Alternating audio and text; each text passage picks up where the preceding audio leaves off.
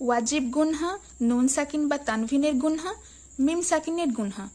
আজ আমরা শিখতে চলেছি মিম সাকিনের গুনহা। মিম সাকিনের গুনহা জানতে গেলে আমাদের সর্বপ্রথম জানতে হবে মিম সাকিন কাকে বলে। মিম সাকিন 3 প্রকার। সহি শুদ্ধ কুরআন শিক্ষার্থী, আসসালামু আলাইকুম ওয়া রাহমাতুল্লাহি ওয়া বারাকাতুহু। আজকের পর্বে আমরা শিখব মিম সাকিনের গুনহা সম্পর্কে, অর্থাৎ মিম সাকিন পড়ার যে নিয়মগুলো রয়েছে। আমরা গুনহার পরিচয় জানতে গিয়ে দেখেছি গুনহা প্রথমত 3 প্রকার। ওয়াজিব গুনহা, নুন সাকিন বা তানভিনের গুনহা, মিম সাকিনের গুনহা। আলহামদুলিল্লাহ, আমরা ওয়াজিব গুনহা এবং নুন সাকিন বা তানভিনের গুনহা বিস্তারিত আলোচনা করেছি বিগত পর্বগুলিতে। আজ আমরা শিখতে চলেছি মিম সাকিনের গুনহা। মিম সাকিনের গুনহা জানতে গেলে আমাদের সর্বপ্রথম জানতে হবে মিম সাকিন কাকে বলে। মিম হরফের উপর জজম থাকলে তাকে মিম সাকিন বলা হয়। এরকম বা এরকম যদি থাকে তাহলে বুঝবেন এটি মিম সাকিন। মিম সাকিন 3 প্রকার। 1 ইকফায়ে সাফাভি, 2 ঈদগামে মিসলাইন, 3 ইজহারে খাজ। আমরা কোরআন পড়তে গিয়ে যখনই দেখব মিম সাকিন রয়েছে তখন এই 3টি নিয়মের মধ্যে একটি থাকবেই। তাই কোরআন শুদ্ধভাবে পড়ার জন্য মিম সাকিনের এই 3টি নিয়ম জানা অবশ্যই দরকার। প্রথমেই জেনে নেব ইকফায়ে সাফাভি। মিম সাকিনের বামে যদি বা অক্ষর থাকে তাহলে মিম সাকিনকে গুনহার সহিত পড়তে হয়। এটিকে ইকফায়ে সাফাভি বলে। ইকফায়ে সাফাভির হরফ একটি, সেটি হলো বা। তাহলে আমরা কি বুঝলাম?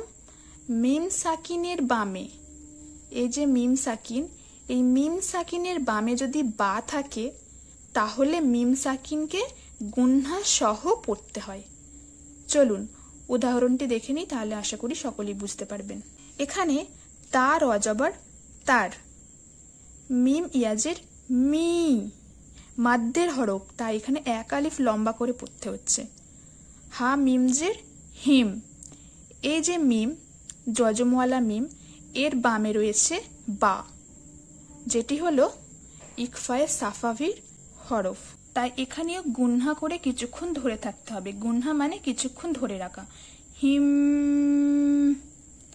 বাজের বি, হাজের হি, জিম জবর যা, বিহি যা, রজার রা, তা 2 যে 3।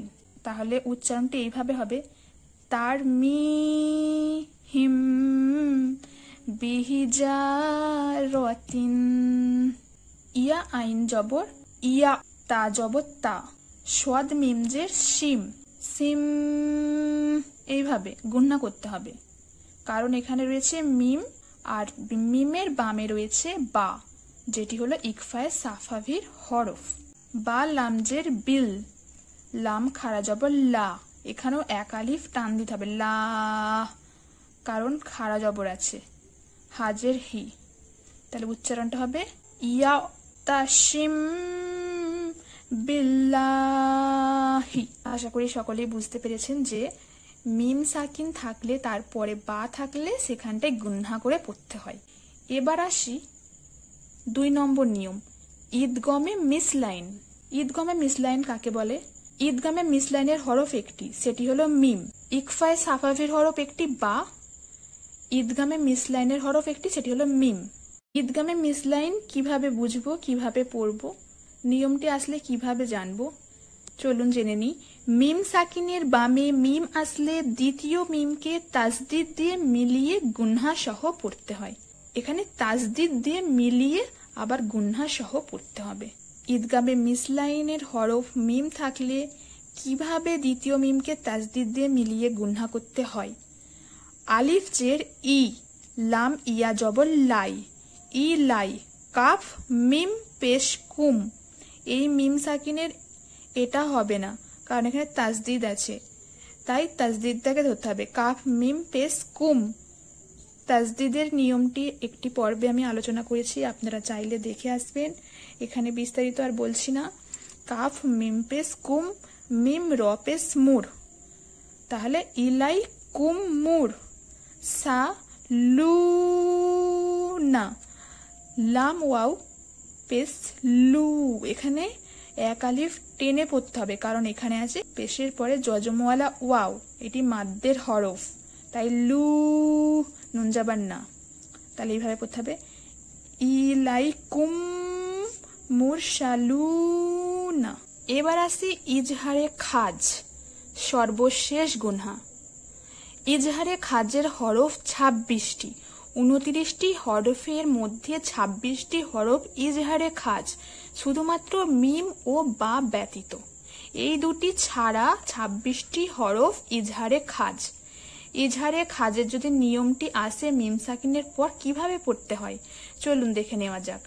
মিম সাকিনের বামে ইজহারে খাজের হরফ আসলে গুনহা ছাড়া স্পষ্ট করে পড়তে হয়। তাহলে এখানে মেলাতেও হচ্ছে না, গুনহাও করতে হচ্ছে না, স্পষ্টভাবে পড়তে হচ্ছে। খুবই সহজ নিয়ম। উদাহরণটি দেখুন, আলিফ লাম জবর আল, হাম মিম জবর হাম, দাল পেশ দু, আল হাম দু। এখানে মিম সাকিনের পর দাল রয়েছে, যেটি হলো ইজহারে খাজের হরফ, কিন্তু এখানে গুনহাও করতে হচ্ছে না, মেলাতেও হচ্ছে না, স্পষ্টভাবে পড়তে হচ্ছে আলহামদু।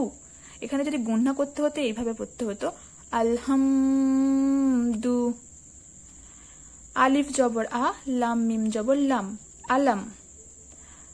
তা জবর তা, রোয়া জবর রা, তারা। কাফ ইয়া জবর কাই, ফা জবর ফা, কাইফা।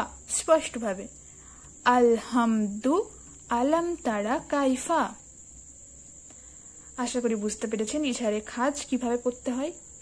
ইজহারে খাজ খুবই সুন্দর এবং সহজ নিয়ম। সবই সহজ, সবই সুন্দর নিয়ম, বোঝাটাই আসলে কাজ। না বুঝতে পারলে সবই কঠিন, বুঝতে পারলে সবই সহজ। ইজহারে খাজে তাহলে আমরা বুঝলাম বা ও মিম ব্যতীত সকল হরফই 26টি ইজহারে খাজ। ইজহারে খাজ আসলে কোনো গুনহা করতে হবে না, কিচ্ছু করতে হবে না, শুধুমাত্র স্পষ্টভাবে পড়তে হবে। তাহলে ইজহারে খাজ বুঝলাম।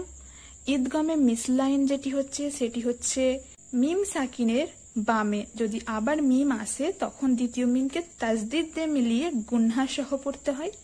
যেমন মিম সাকিনের বামে মিম থাকবে এবং সেটিকে তাজদিদ দিয়ে পড়তে হবে এবং গুনহা করতে হবে ইলাইকুম মুরসালুনা।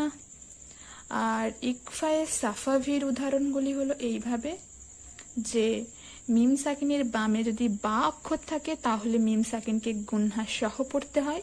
তারমি হিম, হিম বিহিজা, এইভাবে, কারণ মিম সাকিনের পরে বা রয়েছে, এখানে গুনহা করতে হবে। সকল নিয়মই আশা করি বুঝতে পেরেছেন মিম সাকিনের 3টি প্রকার। আজ সমস্ত প্রকার গুনহা সম্পূর্ণ হলো। কোরআন শুদ্ধভাবে রিডিং পড়ার জন্য যে নিয়মগুলি জানতে হবে সমস্ত একে একে জানাচ্ছি, আপনারা অবশ্যই দেখবেন এবং নিজ পরিবারকেও দেখাবেন। 8 নম্বর নিয়ম নিয়ে আলোচনা করব পরবর্তী ভিডিওতে। এই চ্যানেলের ভিডিও দেখার জন্য অবশ্যই সাবস্ক্রাইব করে পাশে থাকুন। আসসালামু আলাইকুম ওয়া রাহমাতুল্লাহি ওয়া বারাকাতুহু।